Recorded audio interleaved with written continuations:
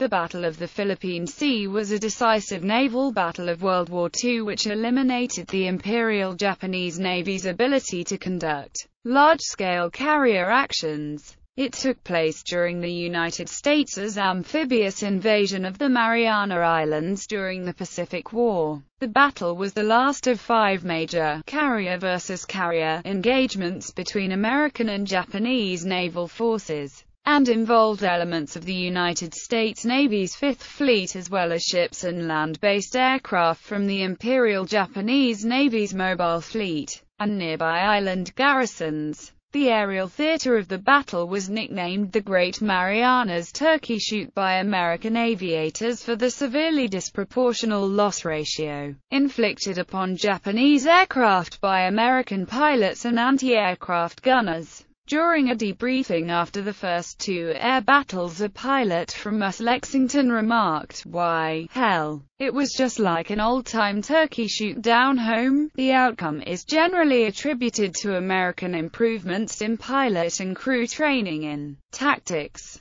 war technology, and ship and aircraft design. Although at the time the battle appeared to be a missed opportunity to destroy the Japanese fleet, the Imperial Japanese Navy had lost the bulk of its carrier air strength and would never recover. During the course of the battle, American submarines torpedoed and sank 2 of the largest Japanese fleet carriers taking part in the battle. This was the largest carrier-to-carrier battle in history. Background: with the death of Admiral Isoroku Yamamoto on April 18, 1943, Admiral Mainichi Koga had succeeded him as Commander-in-Chief of the Combined Fleet the following day. Under his direction, the Imperial Japanese Navy sought to engage the American fleet in a single decisive battle in early 1944. From the very start of the conflict in December 1941, the Japanese war plan had been to discourage America by inflicting such severe and painful losses on her military that the public would become war-weary and the American government would be convinced to sue for peace and allow Japan to keep her conquests in East and Southeast Asia, though at a numerical disadvantage from the outset, and an industrial disadvantage that would add to that disparity over the course of time. The Japanese High Command believed they could fight the U.S. Navy in a single, decisive engagement, known as the Kante-Kessen, which would allow them to defeat the Americans. However, their ability to fight and win such a battle was slipping away. Imperial Navy aircrew losses suffered over the course of the earlier carrier battles at Coral Sea and Midway, and the Long Solomon Islands campaign of 1942–43 had greatly weakened the Japanese Navy's ability to project force with its carriers, as the Guadalcanal campaign was largely fought by the Imperial Navy. Losses suffered there drastically reduced the number of skilled carrier pilots available to fill the carrier air groups.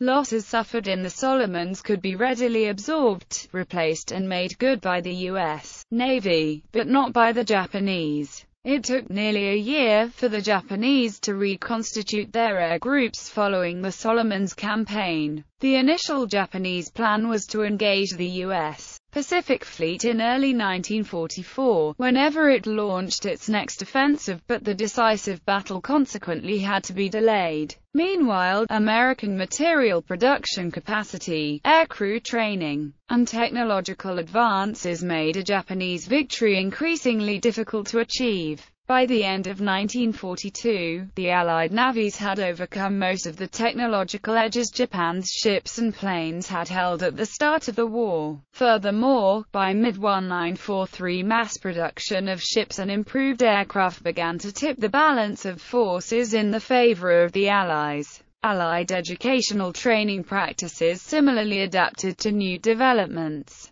along the way totally revising fleet operations with parallel developments in both the Combat Information Center and in the doctrine, training, and practices to get the most out of the new communications and sensor technologies. After puncturing Japan's outer defensive ring at the costly Battle of Tarawa in late 1943, the U.S. Navy brought these improvements together in the form of the Fast Carrier Task Force, under Admiral Martin Mitcher. Led by this main strike force, in early 1944 the U.S. fleet continued its advance in a steady progression across the islands of the Central Pacific. After achieving their goals in the Gilbert Islands campaign, the Americans began a series of softening-up missions aimed at weakening Japanese land-based air power to limit Japan's ability to interfere with future amphibious invasions. Few U.S. commanders realized how powerful Task Force 58 had become. Though initially undertaken with trepidation, the raids proved to be successful beyond anything U.S. planners had imagined, notably with Operation Hailstone that effectively neutralized the primary Central Pacific war base of the Imperial Japanese Navy, and changed the manner in which the war would be pursued. While U.S. commanders, particularly Admiral Spruance, were wary of the Japanese trying to attack U.S. transports and newly landed forces, the Japanese were looking to engage and defeat the Fast Carrier Task Force. The Japanese commanders saw the Marianas Island group in the Central Pacific, including Guam, Tinian, and Saipan, as their inner circle of defense. Land-based fighter and bomber aircraft on these islands controlled the sea lanes to Japan and protected their home islands. As the Americans prepared for the Marianas campaign, the IJN concluded that the Kantaikesan could be delayed no longer. The Japanese had a number of advantages they hoped would turn the battle in their favor. Though outnumbered in ships and aircraft, they planned to supplement their carrier air power with land-based aircraft. In addition, the Japanese aircraft had superior range, which could allow them to engage the American carriers beyond the range of American aircraft. Furthermore, with island bases in the area, the Japanese hoped to launch at distance, have their aircraft attack the U.S. fleet and then land on island airfields. They then could shuttle back and attack again on the return flight. Thus the U.S. fleet would be in the position of receiving punishment without being able to deliver it. Lastly, the area was dominated by the easterly trade winds. Naval aircraft of the era needed a headwind blowing across the flight deck to enable the aircraft to launch. The easterly trade winds that dominated the Central Pacific Seas meant that aircraft carriers would necessarily have to be steaming eastward to launch and recover aircraft. This meant that a fleet located to the west of the Marianas would be in position to initiate and break off the battle, placing the initiative in the hands of the Japanese. In March 1944, Admiral Koga was killed when his aircraft flew into a typhoon and crashed. A new commander-in-chief of the combined fleet, Admiral Soemu Toyoda, was appointed. He continued the current work, finalizing the Japanese plans known as Plan Eigo, or Operation Eigo. The plan was adopted in early June 1944, then, within weeks quickly put into place to engage the American fleet now detected heading for Saipan. Initial stages. On June 12, 1944, U.S. carriers started a series of air strikes on the Marianas, convincing Admiral Toyoda that the U.S. was preparing to invade.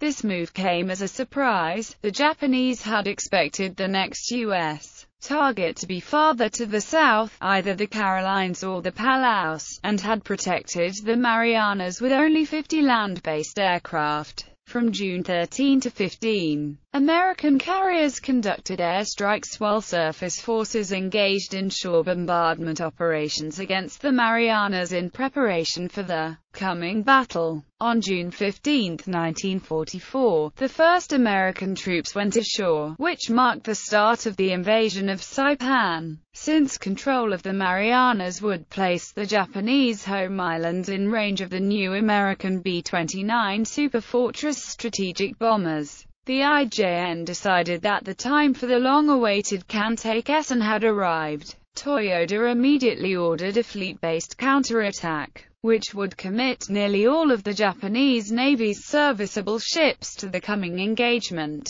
The Japanese fleet, commanded by Vice Admiral Jisaburo Ozawa, consisted of 3 large fast fleet carriers, 2 slower carriers converted from ocean liners, 4 light carriers, 5 battleships, 13 heavy cruisers, 6 light cruisers, 27 destroyers, 6 oilers, and 24 submarines. The main portions of the fleet rendezvoused on June 16 in the western part of the Philippine Sea and completed refueling on June 17. Ozawa commanded this force from his newly commissioned flagship, Taiho. In addition to extensive command facilities, reinforced torpedo blister, and large air group, Taiho was the first Japanese carrier to possess an armor-plated flight deck, designed to withstand multiple bomb hits with minimal damage. At 18:35 of the 15th of June, a Japanese carrier and battleship force was sighted coming out of the San Bernardino Strait by submarine US Flying Fish. An hour later, US Seahorse spotted a battleship and cruiser force steaming up from the south and located 200 miles east of the Philippine island of Mindanao. The submarine force was under orders to report sightings first before attempting to attack. Thus Flying Fish waited till nightfall, then surfaced a radio in its report. Admiral Spruance, commander of the U.S. Fifth Fleet, was convinced that a major battle was at hand. After consulting with Admiral Chester Nimitz at Pacific Fleet headquarters in Hawaii, he ordered Task Force 58, which had separated and sent 2 of its carrier task groups north to intercept aircraft reinforcements from Japan, to reform and move west of Saipan into the Philippine Sea. Task Force 58 was commanded by Vice Admiral Mark Mitcher aboard his flagship, US Lexington of Task Group 58.3. Spruance, who exercised overall command of the U.S. Fifth Fleet, flew his flag aboard the heavy cruiser US Indianapolis, which was sailing in the outer defensive ring of Task Group 58.3. A separate force under the command of Admiral Jesse B. Oldendorf, which consisted of 8 older battleships along with the smaller escort carriers, was ordered to remain near Saipan to protect the invasion fleet and provide air support for the landings. Task Force 58 was made up of 5 task groups. Deployed in front of the carriers to act as an anti-aircraft screen was the battle group of Vice Admiral Willis Lee. Task Group 58.7 contained 7 fast battleships, North Carolina, Indiana, Iowa, New Jersey, South Dakota, and Alabama, and 8 heavy cruisers. Just north of them was the weakest of the carrier groups, Rear Admiral William K. Harrell's Task Group 58.4 of 1 fleet carrier and 2 light carriers.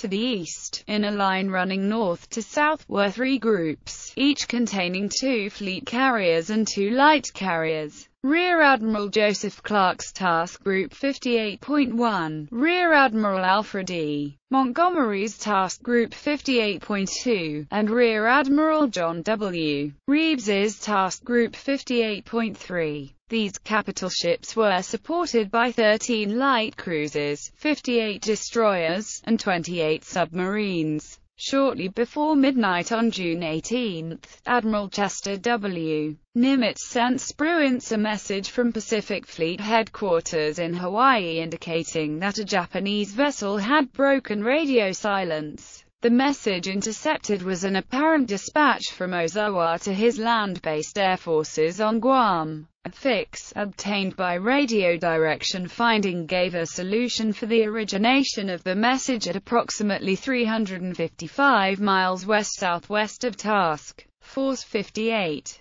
Mitcher considered whether the radio fix was part of a Japanese deception, as the Japanese were known to send a single vessel off to break radio silence, to mislead their adversaries about the actual location of the main force. Mitcher realized that there was a chance of a night surface encounter with Ozawa's forces. Arleigh Burke, Mitcher's chief of staff, assumed that battle line commander Lee would welcome the opportunity. but discovered that Lee in no uncertain terms did not favor such an encounter. Having personally experienced the confusion that had been commonplace in the night actions of the naval Battle of Guadalcanal, Lee was not enthusiastic about a night engagement with Japanese surface forces, believing that his crews were not adequately trained for such an action. Shortly after learning of Lee's opinion, Misha requested permission from Spruance to move Task Force 58 west during the night to reach a launch position at dawn that would allow for a maximum aerial assault on the enemy force. After considering for an hour, the reply back came refusing Mitch's request. Mitch's staff was disappointed with Spruance's decision. On the situation, Captain Burke later commented, "We knew we were going to have hell slugged out of us in the morning. We knew we couldn't reach them. We knew they could reach us," Spruance said, "if we were doing something so important that we were attracting the enemy to us.